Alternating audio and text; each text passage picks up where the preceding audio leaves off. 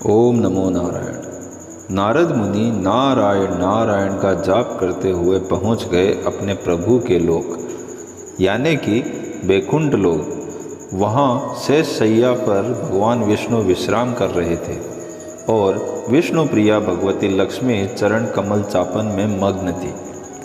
नारद मुनि थोड़ा ठहरे, फिर सोचा कि प्रभु के विश्राम में विघ्न डारक न बन जाऊं, इसलिए चुपचाप चल पड़ने को उद्यत हुए।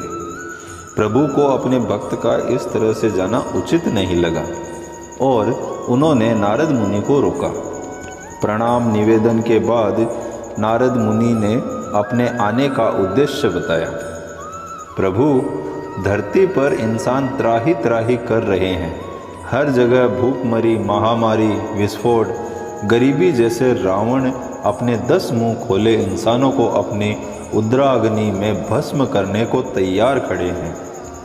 प्रभु, आप तो प्रत्येक युग में इंसानों की रक्षा के लिए धरती पर अवतरित होते हैं, फिर कलयुग आपके स्नेह से वंचित क्यों है?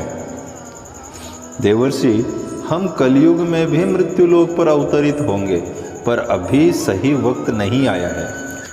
कलयुग को थोड़ा सा इंतज़ार करना होगा, भगवान ने सांत्वना देते हुए कहा।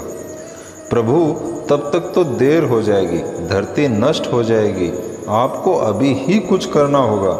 पर नारद मुनि भी जानते हैं कि प्रभु ब्रह्मा जी के बनाए नियम में उल्ट फेर नहीं कर सकते। वे अपने निश्चित वक्त पर ही अवतरित होंगे, लेकिन समस्या का समाधान भी जरूरी है। आज्ञा लेकर भगवती ने निवेदन किया कि तब तक वो और गणेश जी धरती पर जाकर मनुष्य को धन और बुद्धि दे आते हैं, जिससे कुछ हद तक तो उनके संकटों का निवारण हो जाएगा। ब्रह्मा जी को भी इस प्रस्ताव पर कोई खास आपत्ति नहीं हुई।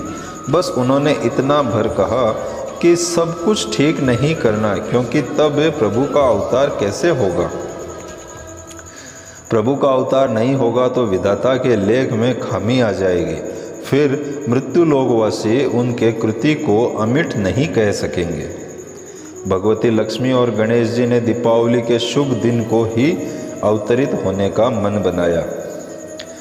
इसी दिन वो आप भक्तों की परेशानी को दूर करके अपने अपने धाम लौट जाएंगे।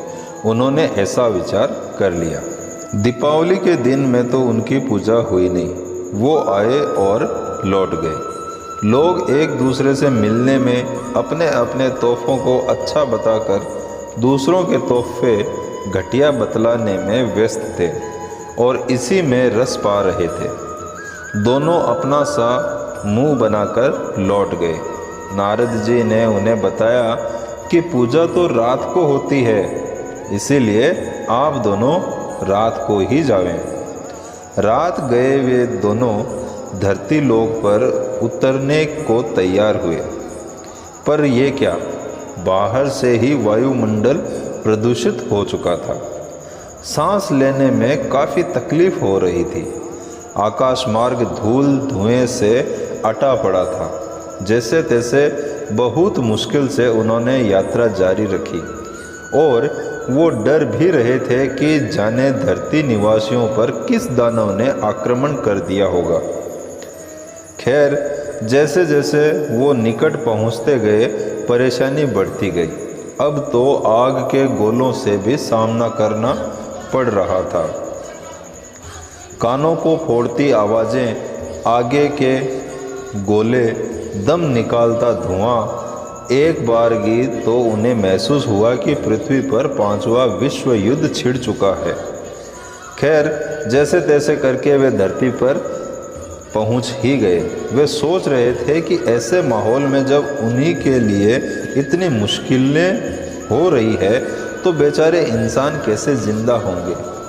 पर धरती पर आकर पता चला कि ये सारा तमाशा इंसानों ने खुद ही खड़ा किया है।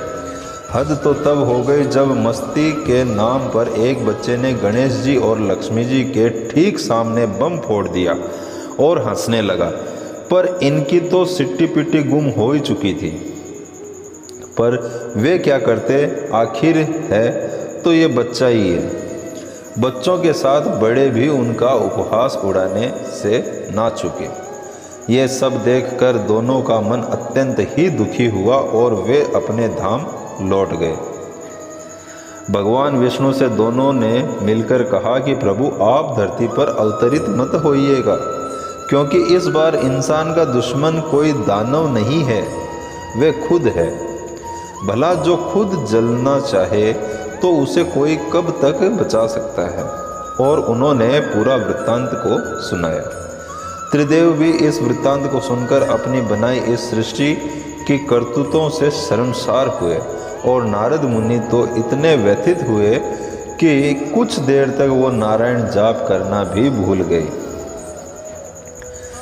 अगर आपको हमारी कहानी पसंद आई है तो वीडियो को लाइक करें और चैनल को सब्सक्राइब करें और दूसरों को भी शेयर ज़रूर करें। जी धन्यवाद। मिलते हैं अगली वीडियो में। ओम नमो नारायण।